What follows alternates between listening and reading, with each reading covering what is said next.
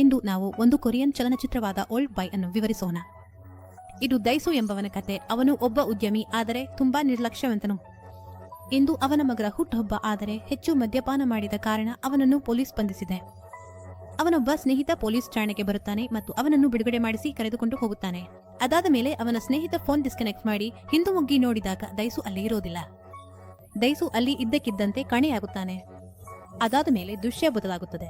ಅವರು ತೋರಿಸುತ್ತಾರೆ, ಯಾರೋ ದೈಸುವನ್ನು ಒಂದು ಕೊಠಡಿಯಲ್ಲಿ ಬಂದ್ ಮಾಡಿದ್ದಾರೆ.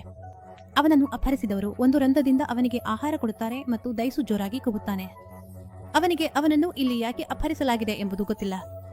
ಈಗ ದೈಸು ಒಂದು ಹೀಗೆ ಇರುವ ಕೊಠಡಿಯಲ್ಲಿ ಇದ್ದಾನೆ. ಅಲ್ಲಿ ಯಾರೂ ಅವನನ್ನು ಭೇಟಿಯಾಗಲು ಬರುವುದಿಲ್ಲ, ಮಾತಾಡುವುದಿಲ್ಲ. ದೈಸುವಿಗೆ ಇದು ಅವನೊಂದಿಗೆ ಯಾಕೆ ನಡೆಯುತ್ತಿದೆ ಎಂಬುದು ಗೊತ್ತಿಲ್ಲ. ಈಗ ಹೀಗೆ ಸಮಯ ನಿಧಾನವಾಗಿ ಸಾಗುತ್ತದೆ ಮತ್ತು ದೈಸು ಈ ಕೊಠಡಿಯಲ್ಲಿ ಬಹಳ ದಿನಗಳಾಗುತ್ತದೆ. ಕೆಲವೊಮ್ಮೆ ಈ ಕೊಠಡಿಯಲ್ಲಿ ತುಂಬಾ ಹೊಗೆ ಬರುತ್ತದೆ ಮತ್ತು ಹೊಗೆ ಬಂದ ನಂತರ ದೈಸು ಬೆಹೋಶನಾಗುತ್ತಾನೆ. ಅವನು ಹುಷಾರಾಗುವಾಗ ನೋಡುತ್ತಾನೆ, ಯಾರೋ ಅವನ ದಾಡಿ ಶೇವ್ ಮಾಡಿರುತ್ತಾರೆ, ಕೂದಲು ಕತ್ತರಿಸಿರುತ್ತಾರೆ ಮತ್ತು ಬಟ್ಟೆ ಬದಲಾಯಿಸಿರುತ್ತಾರೆ. ಹೀಗೆ 1 ವರ್ಷ ಕಳೆಯುತ್ತದೆ. ಈ ಕೊಠಡಿಯಲ್ಲಿ ಒಂದು ಟಿವಿಯೂ ಇರುತ್ತದೆ. ಅದರಲ್ಲಿ ಸುದ್ದಿ ಬರುತ್ತಿರುತ್ತದೆ, ದೈಸುವಿನ ಹೆಂಡತಿಯನ್ನು ಯಾರೋ ಕೊಂದಿದ್ದಾರೆ ಮತ್ತು ಆ ಆರೋಪ ದೈಸುವಿನ ಮೇಲೆ ಬರುತ್ತದೆ. ಏಕೆಂದರೆ ದೈಸು 1 ವರ್ಷದಿಂದ ಮನೆಗೆ ಕಾಣೆಯಾಗಿದ್ದಾನೆ ಮತ್ತು ಅವರಿಬ್ಬರ ನಡುವೆ ಜಗಳಗಳು ಕೂಡ ತುಂಬಾ ಆಗುತ್ತಿದ್ದವು. ದೈಸು ಒಬ್ಬ ಮದ್ಯಪಾನಿ ಆಗಿದ್ದನು. ಅವರಿಬ್ಬರಿಗೂ ಒಪ್ಪಂದವಾಗುತ್ತಿರಲಿಲ್ಲ ಮತ್ತು ಅಪರಾಧ ಸ್ಥಳದಲ್ಲಿ ದೈಸುವಿನ ರಕ್ತದ ಕೆಲವು ಹನಿಗಳು ಮತ್ತು ಒಂದು ಗ್ಲಾಸ್ ಮೇಲೆ ಬೆರಳಚ್ಚುಗಳು ಸಿಗುತ್ತವೆ. ಇದರ ಮೂಲಕ ದೈಸು ಹಿಂತಿರುಗಿದ್ದನು ಮತ್ತು ಅವನು ತನ್ನ ಹೆಂಡತಿಯನ್ನು ಕೊಂದಿದ್ದಾನೆ, ನಂತರ ಮತ್ತೊಮ್ಮೆ ಕಾಣೆಯಾಗಿದ್ದಾನೆ ಎಂಬುದು ಗೊತ್ತಾಗುತ್ತದೆ. ಈ ಸುದ್ದಿ ಕೇಳಿದ ನಂತರ ದೈಸುಗೆ ತುಂಬಾ ದುಃಖವಾಗುತ್ತದೆ ಮತ್ತು ಅವನು ತನ್ನ ಪ್ರಾಣವನ್ನು ತೆಗೆದುಕೊಳ್ಳಲು ಪ್ರಯತ್ನಿಸುತ್ತಾನೆ. ಅವನು ತನ್ನ ಕೈಯ ನಸನ್ನು ಕೂಡ ಕತ್ತರಿಸಿಕೊಳ್ಳುತ್ತಾನೆ. ಆದರೆ ಈ ಕೋಣೆಯಲ್ಲಿ ಅವನನ್ನು ಬಂಧಿಸಿದ್ದವರು ಅವನಿಗೆ ಚಿಕಿತ್ಸೆ ಕೊಡಿಸಿ ಅವನನ್ನು ಗುಣಪಡಿಸಿದ್ದಾರೆ.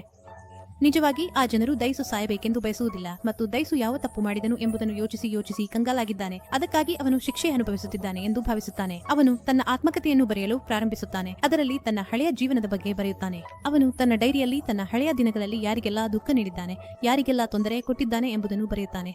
ಇದರಿಂದ ಅವನಿಗೆ ಯಾರು ಅವನನ್ನು ಪೀಡಿಸುತ್ತಿದ್ದಾರೆ ಎಂಬುದನ್ನು ಪತ್ತೆ ಹಚ್ಚಲು ಸಾಧ್ಯವಾಗುತ್ತದೆ. ಅವನು ಅನೇಕ ಹೆಸರುಗಳನ್ನು ನೆನಪಿಸಿಕೊಳ್ಳುತ್ತಾನೆ, ಆದರೆ ಅವನಿಗೆ ಸ್ಪಷ್ಟವಾದ ಹೆಸರೊಂದು ನೆನಪಿಗೆ ಬರುವುದಿಲ್ಲ. ಈಗ ಅವನು ತುಂಬಾ ನಿರಾಶನಾಗುತ್ತಾನೆ ಮತ್ತು ಟಿವಿಯಲ್ಲಿ ನೋಡಿದಂತೆ ಫೈಟಿಂಗ್ ಅಭ್ಯಾಸ ಮಾಡುತ್ತಾನೆ. ಇದರಿಂದ ಅವನನ್ನು ಇಷ್ಟು ವರ್ಷಗಳ ಕಾಲ ಈ ಕೊಠಡಿಯಲ್ಲಿ ಬಂದ್ ಮಾಡಿದವರನ್ನು ಹೊಡೆಯಲು ಸಾಧ್ಯವಾಗುತ್ತದೆ. ಐಸು ಇಲ್ಲಿ ಬಹಳ ಸಮಯ ಕಳೆದಿದ್ದಾನೆ ಮತ್ತು ಪ್ರತಿಯೊಂದು ಹಾದು ಹೋಗುವ ವರ್ಷದಲ್ಲಿಯೂ ತನ್ನ ಕೈ ಮೇಲೆ ಕ್ಯಾಟುಗೆ ಒಂದು ರೇಖೆ ಎಳೆಯುತ್ತಾನೆ. ಇದರಿಂದ ಅವನು ಇಲ್ಲಿ ಎಷ್ಟು ವರ್ಷಗಳಾಗಿವೆ ಎಂಬುದನ್ನು ತಿಳಿದುಕೊಳ್ಳಬಹುದು. ಇವನಿಗೆ ಇಲ್ಲಿ ಪ್ರತಿದಿನ ಊಟಕ್ಕೆ ಮೊಮೋಸ್ ಕೊಡಲಾಗುತ್ತದೆ. ಮೊಮೋಸ್ ಜೊತೆಗೆ ಕೊಡುವ ಚಾಪ್ಸ್ಟಿಕ್ ನನ್ನು ಉಪಯೋಗಿಸಿ ಅವನು ಅಲ್ಲಿ ಒಂದು ಗುಂಡಿ ತೋಡುತ್ತಾನೆ. ಆದರೆ ಈ ಕೆಲಸ ಅಷ್ಟು ಸುಲಭವಲ್ಲ. ನಿಧಾನವಾಗಿ ಸಮಯ ಕಳೆಯುತ್ತದೆ ಮತ್ತು ಇಂದು ಅವನಿಗೆ 15 ವರ್ಷಗಳಾಗಿದೆ. ಈ 15 ವರ್ಷಗಳಲ್ಲಿ ಅವನು ಒಂದು ಸುರಂಗವನ್ನು ನಿರ್ಮಿಸಿದ್ದಾನೆ. ಅವನು ಆ ಸುರಂಗದ ಕೊನೆಯ ಭಾಗಕ್ಕೆ ತಲುಪಿದಾಗ ಅಲ್ಲಿ ಒಂದು ಇಟ್ಟಿಗೆ ಹೊರಬರುತ್ತದೆ ಮತ್ತು ಈಗ ಅವನು ಈ ಸುರಂಗವನ್ನು 1 ತಿಂಗಳಲ್ಲಿ ಪೂರ್ಣಗೊಳಿಸಿ ಇದರಿಂದ ಹೊರಬಂದು ಅವನನ್ನು ಹಿಂಸಿಸಿದ ಆ ವ್ಯಕ್ತಿಯಿಂದ ಪ್ರತೀಕಾರ ತಗೊಳ್ಳಲು ಹೊರಡುತ್ತಾನೆ. ಅಷ್ಟರಲ್ಲಿ ಅವನ ಕೋಣೆಯಲ್ಲಿ ಧೂಮವಾಯು ಏರುತ್ತದೆ ಮತ್ತು ಅವನು ಪ್ರಜ್ಞಾಹೀನನಾಗುತ್ತಾನೆ. ಅದಾದ ನಂತರ ಆ ಕೋಣೆಗೆ ಒಂದು ಹೆಂಗಸು ಬರುತ್ತಾಳೆ. ಆ ಹೆಂಗಸು ಅವನಿಗೆ ಹಿಪ್ನೋಸಿಸ್ ಮಾಡುತ್ತಾಳೆ ಮತ್ತು ಅವಳು ಅವನಿಗೆ, ನೀನು ಇಲ್ಲಿ ಒಂದು ಹುಲ್ಲಿನ ಮೈದಾನವನ್ನು ನೋಡುತ್ತಿದೆಯೇ ಎಂದು ಹೇಳುತ್ತಾಳೆ ಮತ್ತು ನಿಜವಾಗಿಯೂ ಹಾಗೆ ಆಗುತ್ತದೆ. ಅವನಿಗೆ ನಿಜವಾಗಿಯೂ ಹುಲ್ಲಿನ ಮೈದಾನ ಕಾಣಲು ಪ್ರಾರಂಭವಾಗುತ್ತದೆ. ಇದಾದ ನಂತರ ಅವನನ್ನು ಸೂಟ್ಕೇಸಿನಲ್ಲಿ ಹಾಕಿ ಎಲ್ಲೋ ಎಸೆದು ಬಿಡುತ್ತಾರೆ. ಅವನಿಗೆ ಕಣ್ಣು ತೆರೆಯುತ್ತಿದ್ದಂತೆ ಅವನು ನೋಡುತ್ತಾನೆ, ಅವನು ಈಗ ಸ್ವತಂತ್ರನಾಗಿದ್ದಾನೆ. ಇವತ್ತು ಅವನು 15 ವರ್ಷಗಳ ನಂತರ ಆ ಕೊಠಡಿಯಿಂದ ಹೊರಬಂದಿದ್ದಾನೆ ಮತ್ತು ಈಗ ತನ್ನ ಸ್ನೇಹಿತರು ಹಾಗೂ ಸಂಬಂಧಿಕರ ಬಳಿಗೆ ಹೋಗಲು ಸಾಧ್ಯವಿಲ್ಲ, ಏಕೆಂದರೆ ಅವನ ಮೇಲೆ ಅವನ ಹೆಂಡತಿಯ ಹತ್ಯೆಯ ಆರೋಪ ಇದೆ. ಅದಕ್ಕಾಗಿಯೇ ಅವನು ರಸ್ತೆಗಳ ಮೇಲೆ ಇಲ್ಲಿ ಅಲ್ಲಿ ಅಲೆದಾಡುತ್ತಿದ್ದಾನೆ ಮತ್ತು ಒಂದು ಕಡೆ ಕುಳಿತು ಮೀನುಗಳ ಅಕ್ವೇರಿಯಂ ನೋಡುತ್ತಿದ್ದಾಗ ಅಲ್ಲಿ ಒಬ್ಬ ವ್ಯಕ್ತಿ ಬರುತ್ತಾನೆ. ಅವನು ಅವನಿಗೆ ಒಂದು ಮೊಬೈಲ್ ಮತ್ತು ಪರ್ಸ್ ನೀಡುತ್ತಾನೆ. ಪರ್ಸ್ನಲ್ಲಿ ಸ್ವಲ್ಪ ಹಣ ಇರುತ್ತದೆ ಮತ್ತು ಆ ವ್ಯಕ್ತಿ ಹೇಳುತ್ತಾನೆ, ನನ್ನನ್ನು ಏನೂ ಕೇಳಬೇಡ, ಏಕೆಂದರೆ ನನಗೆ ಏನು ಗೊತ್ತಿಲ್ಲ. ಅದಾದ ನಂತರ ಆ ವ್ಯಕ್ತಿ ಅಲ್ಲಿಂದ ಹೋಗುತ್ತಾನೆ ಮತ್ತು ಅವನು ಒಂದು ರೆಸ್ಟೋರೆಂಟ್ಗೆ ಹೋಗುತ್ತಾನೆ. ಅಲ್ಲಿ ಅವನಿಗೆ ಒಂದು ಹುಡುಗಿ ಸಿಗುತ್ತಾಳೆ ಮತ್ತು ಆ ಹುಡುಗಿ ಹೇಳುತ್ತಾಳೆ, ನೀನು ತುಂಬಾ ಪರಿಚಿತನಾಗಿದ್ದೀಯಂತೆ ಕಾಣುತ್ತೀಯಾ. ಅದಕ್ಕೆ ದೈಸು ಹೇಳುತ್ತಾನೆ, ನೀನು ಕೂಡ ತುಂಬಾ ಪರಿಚಿತನಾಗಿದ್ದೀಯಂತೆ ಕಾಣುತ್ತೀಯಾ. ಅಷ್ಟರಲ್ಲಿ ದೈಸುಗೆ ಫೋನ್ ರಿಂಗ್ ಆಗುತ್ತದೆ ಮತ್ತು ಫೋನ್ನ ಮತ್ತೊಂದು ಕಡೆ ಅವನನ್ನು 15 ವರ್ಷಗಳ ಕಾಲ ಕೊಠಡಿಯಲ್ಲಿ ಬಂದ್ ಮಾಡಿದ ಆ ವ್ಯಕ್ತಿಯ ಧ್ವನಿ ಬರುತ್ತದೆ. ದೈಸು ಕೇಳುತ್ತಾನೆ, ನೀನು ಯಾರು? ನೀನು ಹೀಗೆ ಏಕೆ ಮಾಡಿದ್ದೆ? ಅಷ್ಟರಲ್ಲಿ ಆ ವ್ಯಕ್ತಿ ಹೇಳುತ್ತಾನೆ, ನೀನು ಹೇಳು, ನಾನು ಯಾರು? ಅದಕ್ಕೆ ದೈಸು ಅವನಿಗೆ ಹಲವಾರು ಹೆಸರುಗಳನ್ನು ಹೇಳುತ್ತಾನೆ. ಆದರೆ ಆ ವ್ಯಕ್ತಿ ಹೇಳುತ್ತಾನೆ, ನಾನು ಇವುಗಳಲ್ಲಿ ಯಾರೂ ಅಲ್ಲ. ಆ ವ್ಯಕ್ತಿ ಹೇಳುತ್ತಾನೆ, ನಿನ್ನ ಶಾಲೆ ಮುಗಿದಾಗಿನಿಂದ ಇವತ್ತಿನವರೆಗೆ ನಿನ್ನ ಜೀವನವನ್ನು ಒಮ್ಮೆ ನೆನಪಿಸು. ಈಗ ನಿಮ್ಮ ಮನೆ ಕೆಲಸ ಮಾಡುವ ಸಮಯ. ದೈಸು ಅವನಿಗೆ ಕೇಳುತ್ತಾನೆ, ನೀನು ನನ್ನನ್ನು ಹಿಪ್ನೋಟೈಸ್ ಮಾಡಿ ಇಟ್ಟಿದ್ದೆ ಅಲ್ಲವಾ? ಇದಕ್ಕೆ ಅವನು ಯಾವುದೇ ಉತ್ತರ ಕೊಡೋದಿಲ್ಲ. ಅವನು ಹೇಳುತ್ತಾನೆ, ನಾನು ನಿನ್ನನ್ನು ತುಂಬಾ ಮಿಸ್ ಮಾಡುತ್ತೇನೆ, ತಕ್ಷಣ ನೀನು ನನ್ನ ಬಳಿ ಬಾ. ಇಷ್ಟು ಹೇಳಿ ಅವನು ಫೋನ್ ಕಟ್ ಮಾಡುತ್ತಾನೆ ಮತ್ತು ಸ್ವಲ್ಪ ಸಮಯದ ನಂತರ ಆ ರೆಸ್ಟೋರೆಂಟ್ನಲ್ಲಿ ಊಟ ಮಾಡುತ್ತಿರುವಾಗ ಅವನು ಬೆಹೋಶನಾಗುತ್ತಾನೆ. ಅಲ್ಲಿ ಇದ್ದ ಹುಡುಗಿ ಅವಳ ಹೆಸರು ಮಿಡೋ. ಅವಳು ಇದಕ್ಕೆ ನಿನ್ನ ಮುಖ ನನಗೆ ಎಲ್ಲೋ ನೋಡಿದಂತಿದೆ ಎಂದು ಹೇಳಿದ್ದಳು. ಅವಳು ಅವನನ್ನು ತನ್ನ ಮನೆಗೆ ಕರೆದುಕೊಂಡು ಹೋಗುತ್ತಾಳೆ. ಅವಳ ಮನೆಗೆ ಬಂದ ಮೇಲೆ ದೈಸುಗೆ ಹುಷ್ ಬಂದಾಗ ಅವನು ನೋಡುತ್ತಾನೆ, ಆ ಹುಡುಗಿ ಅವನು 15 ವರ್ಷಗಳ ಕಾಲ ಬರೆದಿದ್ದ ಆ ಡೈರಿಯನ್ನು ಓದುತ್ತಿದ್ದಾಳೆ. ಅವನು ಆ ಡೈರಿಯನ್ನು ಅವಳಿಂದ ಕಿತ್ತುಕೊಳ್ಳುತ್ತಾನೆ. ಈಗ ದೈಸುಗೆ 2 ಮಾತ್ರ ಉದ್ದೇಶಗಳಿವೆ. ಒಂದುದು ಅವನನ್ನು 15 ವರ್ಷಗಳ ಕಾಲ ಆ ಜೈಲಿನಲ್ಲಿ ಬಂಧಿಸಿದ್ದ ವ್ಯಕ್ತಿಯನ್ನು ಹುಡುಕುವುದು ಮತ್ತು ಇನ್ನೊಂದುದು ತನ್ನ ಕಳೆದು ಹೋದ ಮಗಳನ್ನು ಹುಡುಕುವುದು. ಅವನು ಮೆಡೋಕೋವನ್ನು ತನ್ನ ಮಗಳ ಬಗ್ಗೆ ಮಾಹಿತಿ ತಿಳಿದುಕೊಳ್ಳಲು ತನ್ನ ಸಂಬಂಧಿಕರ ಮನೆಗೆ ಕಳುಹಿಸಿದಾಗ ಅವನಿಗೆ ತಿಳಿಯುತ್ತದೆ ಅವನ ಮಗಳನ್ನು ಯಾರೋ ದತ್ತು ಪಡೆದಿದ್ದಾರೆ. ಆ ಕಾರಣದಿಂದ ದೈಸು ತನ್ನ ಮಗಳನ್ನು ಹುಡುಕುವುದನ್ನು ನಿಲ್ಲಿಸುತ್ತಾನೆ. ಆದರೆ ಅವನು 15 ವರ್ಷಗಳ ಕಾಲ ತನ್ನನ್ನು ಪೀಡಿಸಿದ್ದ ಆ ವ್ಯಕ್ತಿಯನ್ನು ಹುಡುಕುವುದನ್ನು ಮುಂದುವರಿಸುತ್ತಾನೆ. ಈಗ ಅವನು ಒಂದು ರೆಸ್ಟೋರೆಂಟ್ಗೆ ಊಟ ಮಾಡಲು ಹೋಗುತ್ತಾನೆ. ಅವನು ತಕ್ಷಣ ಒಂದು ಆಲೋಚನೆಗೆ ಬರುತ್ತಾನೆ. 15 ವರ್ಷಗಳ ಕಾಲ ಅವನಿಗೆ ನೀಡಲಾಗುತ್ತಿದ್ದ ಆಹಾರವನ್ನು ತಯಾರಿಸುವ ರೆಸ್ಟೋರೆಂಟ್ ಅನ್ನು ಹುಡುಕಿದರೆ ಅವನನ್ನು ಎಲ್ಲಿ ಇರಿಸಲಾಗಿತ್ತು ಎಂಬ ಸ್ಥಳವನ್ನು ಪತ್ತೆ ಹಚ್ಚಬಹುದು ಎಂದು. ಯಾಕೆಂದರೆ ಅವನಿಗೆ ಆ ರೆಸ್ಟೋರೆಂಟ್ ಬಗ್ಗೆ ಯಾವುದೇ ಮಾಹಿತಿ ಇರಲಿಲ್ಲ. ಅದಾದ ನಂತರ ಅವನು ಅನೇಕ ಚೈನೀಸ್ ರೆಸ್ಟೋರೆಂಟ್ಗಳಲ್ಲಿ ಊಟ ಮಾಡಲು ಪ್ರಾರಂಭಿಸುತ್ತಾನೆ. ಅವನು ತನ್ನ ಜೀವನದಲ್ಲಿ ಏನೇನನ್ನಾದರೂ ಮರೆತಿರಬಹುದು, ಆದರೆ 15 ವರ್ಷಗಳ ಕಾಲ ಆ ಜೈಲಿನಲ್ಲಿ ತಿಂದ ಆಹಾರದ ರುಚಿಯನ್ನು ಮಾತ್ರ ಅವನು ಮರೆಯಲಾಗದು. ಒಂದು ದಿನ ಅವನು ಆ ರೆಸ್ಟೋರೆಂಟ್ ಅನ್ನು ಕಂಡುಹಿಡಿಯುತ್ತಾನೆ. ಅದು ಅವನಿಗೆ 15 ವರ್ಷಗಳ ಕಾಲ ಆಹಾರವನ್ನು ತಯಾರಿಸಿತ್ತು. ಡೆಲಿವರಿ ಬಾಯ್ನನ್ನು ಹಿಂಬಾಲಿಸುತ್ತಾ ಅವನು ಕೊನೆಗೆ ಆ ಸ್ಥಳವನ್ನು ತಲುಪುತ್ತಾನೆ. ಅಲ್ಲಿ ಅವನನ್ನು 15 ವರ್ಷಗಳ ಕಾಲ ಬಂಧಿಸಲಾಗಿತ್ತು. ಈಗ ಅವನು ಆ ಜೈಲಿನ ಒಳಗೆ ಪ್ರವೇಶಿಸುತ್ತಾನೆ. ಅಲ್ಲಿ ಇನ್ಚಾರ್ಜ್ನನ್ನು ಟಾರ್ಚರ್ ಮಾಡಿ ಅವನು ಗೊತ್ತಾಗಿಸಿಕೊಳ್ಳುತ್ತಾನೆ ಯಾರು ಅವನನ್ನು 15 ವರ್ಷಗಳ ಕಾಲ ಇಲ್ಲಿ ಬಂಧಿಸಿದ್ದರೋ. ಇದೊಂದು ಖಾಸಗಿ ಜೈಲು, ಇಲ್ಲಿ ಹಣ ಕೊಟ್ಟು ಯಾರನ್ನಾದರೂ ಬಂದಿಯಾಗಿರಬಹುದು. ನಾನು ಅವನನ್ನು ನೋಡಿಲ್ಲ, ಆದರೆ ಅವನ ಧ್ವನಿಯನ್ನು ನಾನು ರೆಕಾರ್ಡ್ ಮಾಡಿಕೊಂಡಿದ್ದೇನೆ. ಅವನು ದಾಯಿತ್ವನಿಗೆ ಇದನ್ನು ಹೇಳುತ್ತಾನೆ. ನಿನ್ನನ್ನು ಅವನು ಬಂಧಿಸಿದ್ದೇಕೆಂದರೆ ನೀನು ತುಂಬಾ ಹೆಚ್ಚು ಮಾತನಾಡುತ್ತೀಯಂತೆ. ಅಷ್ಟರಲ್ಲಿ ದಾಯಿತ್ವನು ರೆಕಾರ್ಡ್ ಕ್ಯಾಸೆಟ್ ತೆಗೆದುಕೊಂಡು ಅಲ್ಲಿ ನಿಂತಿದ್ದಾನೆ. ಅಷ್ಟರಲ್ಲಿ ಅವನ ಮುಂದೆ ತುಂಬಾ ಜನ ಬರುತ್ತಾರೆ. ಅವರು ದಾಯಿತ್ವನನ್ನು ಕೊಲ್ಲಲು ಬಯಸುತ್ತಾರೆ. ಆದರೆ ಇಲ್ಲಿ ದಾಯಿತ್ವನು ಫೈಟಿಂಗ್ ಅಭ್ಯಾಸ ಮಾಡಿಕೊಂಡಿದ್ದರಿಂದ ಅವನು ಎಲ್ಲರನ್ನೂ ಹೊಡೆದು ಅಲ್ಲಿಂದ ಹೊರಬರುತ್ತಾನೆ. ಆದರೆ ಈ ಹೋರಾಟದಲ್ಲಿ ದಾಯಿತ್ವನು ಕೂಡ ಗಾಯಗೊಳ್ಳುತ್ತಾನೆ ಮತ್ತು ರಸ್ತೆಯಲ್ಲಿ ನಡೆಯುತ್ತಾ ಬಿದ್ದು ಬಿಸುಟಾಗುತ್ತಾನೆ. ಅಷ್ಟರಲ್ಲಿ ಒಬ್ಬ ವ್ಯಕ್ತಿ ಅವನನ್ನು ಆಟೋದಲ್ಲಿ ಕುಳ್ಳಿರಿಸಿ ಮಿಡಿಲ್ ಮನೆಗೆ ವಿಳಾಸವನ್ನು ಹೇಳುತ್ತಾನೆ. ಅವಳು ಅದೇ ಹುಡುಗಿ ರೆಸ್ಟೋರೆಂಟ್ನಿಂದ ಅವನನ್ನು ತನ್ನ ಮನೆಗೆ ಕರೆದುಕೊಂಡು ಹೋದವಳು. ದಾಯಿತ್ವನು ಗಾಯಗೊಂಡ ಸ್ಥಿತಿಯಲ್ಲಿ ಆ ವ್ಯಕ್ತಿಗೆ ವಿದಾಯ ಹೇಳುತ್ತಾನೆ. ಅತ್ತ ಆ ವ್ಯಕ್ತಿ ವಿದಾಯ ಹೇಳುತ್ತಾನೆ, ಏಕೆಂದರೆ ದಾಯಿತ್ವನ ಪೂರ್ಣ ಹೆಸರು ದಾಯಿತ್ವವೇ ಆಗಿರುತ್ತದೆ ಮತ್ತು ಅವನು ಅರ್ಥ ಮಾಡಿಕೊಳ್ಳುತ್ತಾನೆ ಅವನೇ ಅವನನ್ನು 15 ವರ್ಷಗಳ ಕಾಲ ಬಂಧನದಲ್ಲಿಟ್ಟಿದ್ದ ವ್ಯಕ್ತಿ ಎಂದು. ಆದರೆ ಆಗಲೇ ಟ್ಯಾಕ್ಸಿ ಅಲ್ಲಿಂದ ಹೊರಟು ಹೋಗುತ್ತದೆ ಮತ್ತು ದಾಯಿತ್ವನಿಗೆ ಹೋಶ್ ಬರುವಷ್ಟರಲ್ಲಿ ಅವನು ಮಿಡಿಲ್ ಮನೆಗೆ ಆಗಿರುತ್ತಾನೆ. ಅಲ್ಲಿ ಮಿಡಿಲ್ ಅವನ ಎಲ್ಲಾ ಗಾಯಗಳಿಗೆ ಪಟ್ಟಿ ಹಾಕಿರುತ್ತಾಳೆ. ಅದಾದ್ಮೇಲೆ ಅವನು ಆ ಕ್ಯಾಸೆಟ್ ಅನ್ನು ಕೇಳುತ್ತಾನೆ. ಆ ಕ್ಯಾಸೆಟ್ನಲ್ಲಿ ಅವನನ್ನು ಬಂಧನದಲ್ಲಿಟ್ಟಿದ್ದ ಆ ವ್ಯಕ್ತಿಯದೇ ಧ್ವನಿ ಇರುತ್ತದೆ. ಈ ರೆಕಾರ್ಡಿಂಗ್ನಲ್ಲಿ ಆ ವ್ಯಕ್ತಿ ಹೇಳುತ್ತಿರುವುದು, ನಮಗೆ ಯಾರನ್ನಾದರೂ 15 ವರ್ಷಗಳ ಕಾಲ ಬಂಧನದಲ್ಲಿಡಬೇಕಾಗಿದೆ, ಆದರೆ ಜಾಗ್ರತೆ ಇರಲಿ, ಆ ವ್ಯಕ್ತಿ ಹುಚ್ಚುನಾಗಬಾರದು ಎಂದು. ಆ ಪ್ರೈವೇಟ್ ಜೈಲಿನ ಇನ್ಚಾರ್ಜ್ ಹೇಳುತ್ತಾನೆ, ಆ ಕೆಲಸಕ್ಕಾಗಿ ನಾವು ಅವನಿಗೆ ನೀರಿನಲ್ಲಿ ಡ್ರಗ್ಸ್ ಹಾಕಿ ಕೊಡಬೇಕಾಗುತ್ತದೆ ಎಂದು. ಅದಕ್ಕಾಗಿಯೇ ಅವರು 15 ವರ್ಷಗಳ ಕಾಲ ಅವನಿಗೆ ನೀರಿನಲ್ಲಿ ಡ್ರಗ್ಸ್ ಹಾಕಿ ಕೊಡುತ್ತಿದ್ದರು, ಅವನು ಹುಚ್ಚನಾಗಬಾರದೆಂದು.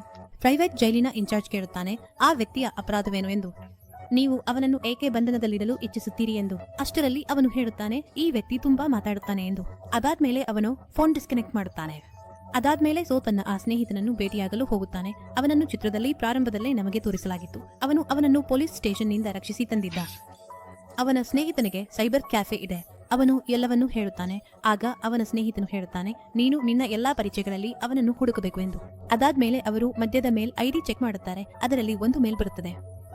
ಈ ಮೇಲ್ ಎವರ್ಗ್ರೀನ್ ಐಡಿಯಿಂದ ಬರುತ್ತದೆ. ಅದರಲ್ಲಿ ನೀನು ಈಗ ಈ ಪ್ರಕರಣದಿಂದ ಮುಕ್ತನಾಗಿದ್ದಿ ಎಂದು ಬರೆಯಲಾಗಿದೆ.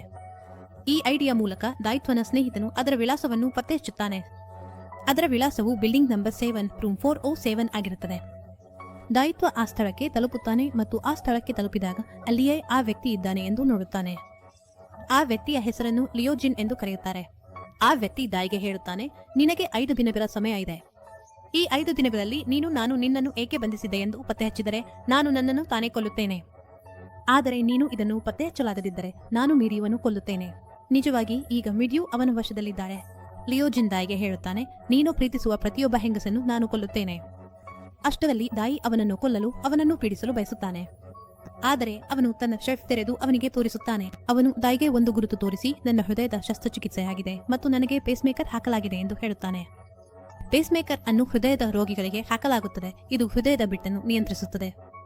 ಅವನು ಹೇಳುತ್ತಾನೆ, ನಾನು ಇದಕ್ಕಾಗಿ ಒಂದು ರಿಮೋಟ್ ತಯಾರಿಸಿದ್ದೆ. ನಾನು ಬಯಸಿದಾಗ ಇದನ್ನು ನಿಲ್ಲಿಸಬಹುದು ಮತ್ತು ನಾನು ಸತ್ತರೆ ನಿನ್ನನ್ನು ನಾನು ಏಕೆ ಬಂಧಿಸಿದ್ದೆ ಎಂಬುದನ್ನು ನಿನಗೆ ಗೊತ್ತಾಗುವುದಿಲ್ಲ ಮತ್ತು ನಿನಗೆ ಮಾಧ್ಯಮದ ಬಗ್ಗೆ ಎಂದಿಗೂ ತಿಳಿಯುವುದಿಲ್ಲ. ಅದಾದ ಮೇಲೆ ಅವನು ಅಲ್ಲಿ ನಿಂತು ಹೋಗುತ್ತಾನೆ ಮತ್ತು ದಾಯಿಗೆ ಏನೂ ಹೇಳುವುದಿಲ್ಲ. ಅದಾದ ಮೇಲೆ ಅಲ್ಲಿ ಹೋಗುತ್ತಾನೆ. ಅಲ್ಲಿ ಮಿಡಿಲ್ ಅನ್ನು ಹಿಡಿದು ಇಡಲಾಗಿತ್ತು. ಈಗ ಸುಬಹು ಕೂಡ ಅವರ ವಶದಲ್ಲಿರುತ್ತಾನೆ ಮತ್ತು ಅವರು ದಾಯಿಯನ್ನು ಹಿಂಸಿಸುತ್ತಿರುತ್ತಾರೆ.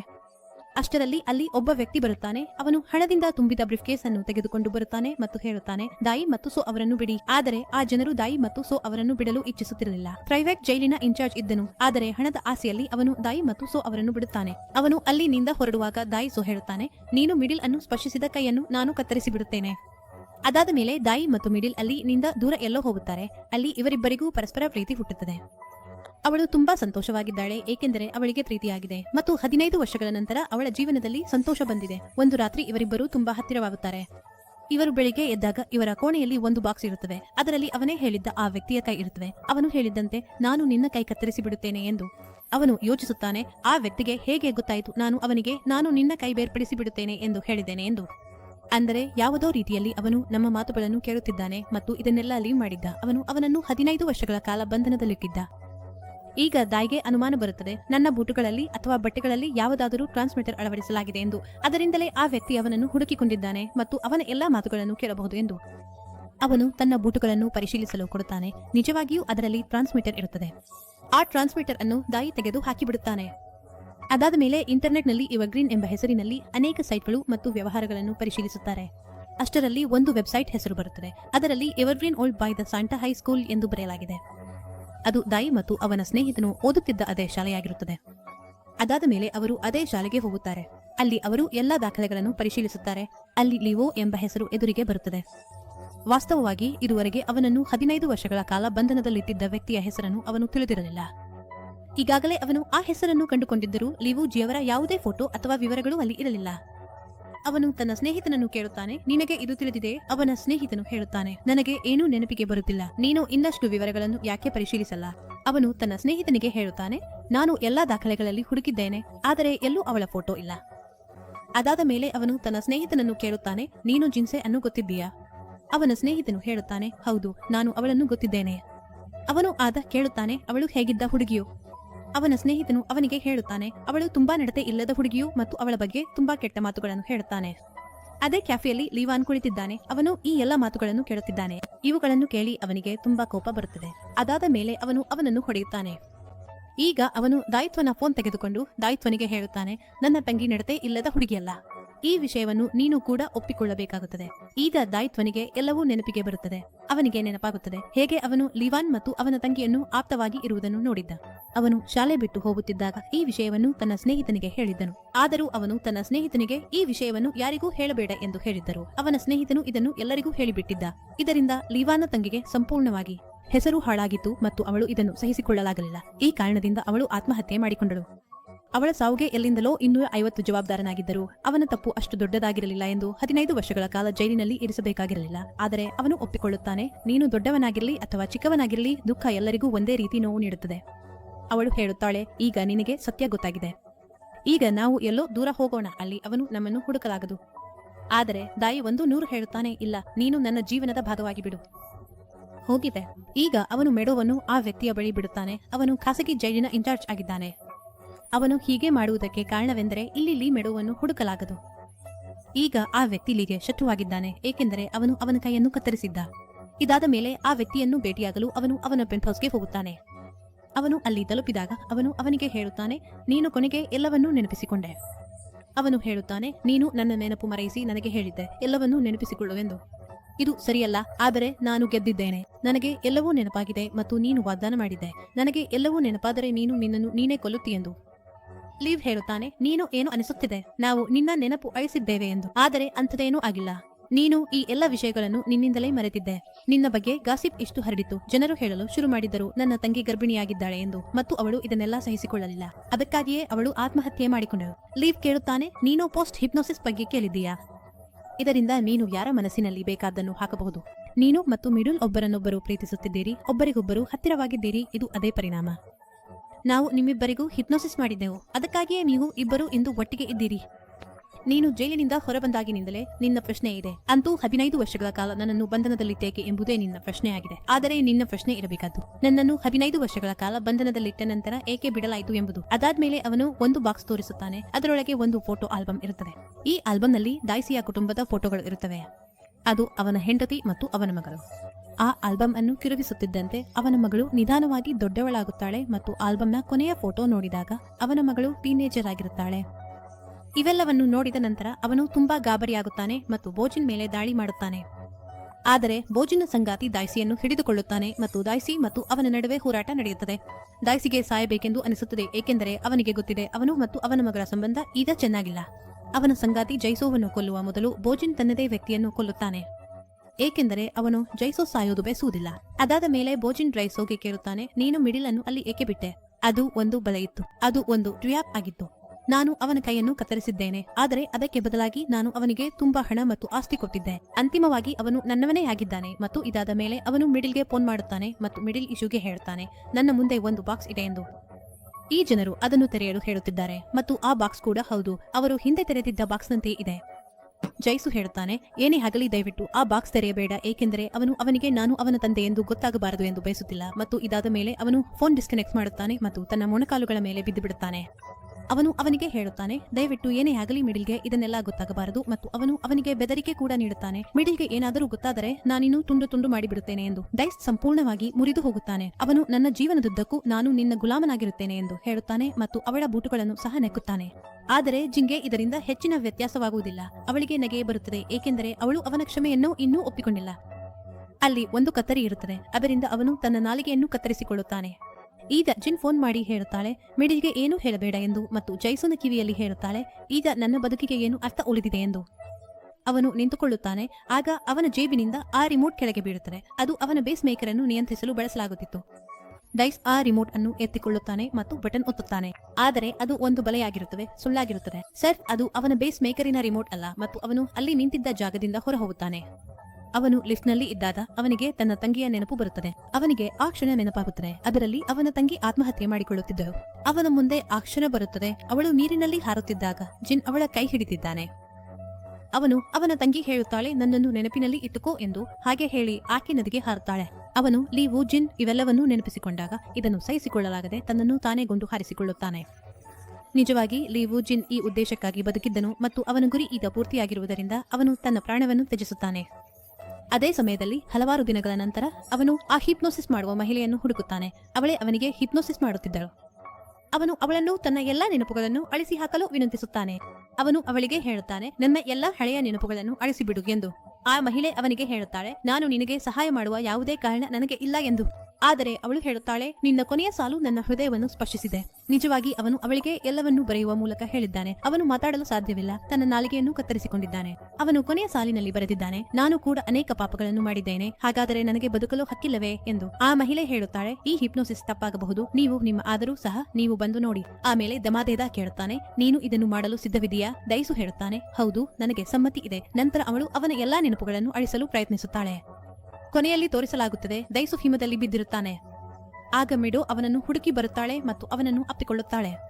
ಅವಳು ಅವನಿಗೆ ಹೇಳುತ್ತಾಳೆ, I love you dice. Dice ಮುಖದಲ್ಲಿ ಸ್ವಲ್ಪ ನಗು ಕಾಣಿಸುತ್ತದೆ, ಆದರೆ ಆ ನಗು ನಿಧಾನವಾಗಿ ನೋವಿಗೆ ಪರಿವರ್ತನೆಯಾಗುತ್ತದೆ. ಇದರರ್ಥ ಡೈಸು ಇನ್ನೂ ಏನನ್ನೂ ಮರೆಯಲಾಗಿಲ್ಲ. ಇದೇ ಕಥೆಯ ಅಂತ್ಯವಾಗುತ್ತದೆ. ಅವನು ಹಿಮದಲ್ಲಿ ಬಿದ್ದಿರುವುದರೊಂದಿಗೆ ಕತೆ ಮುಗಿಯುತ್ತದೆ.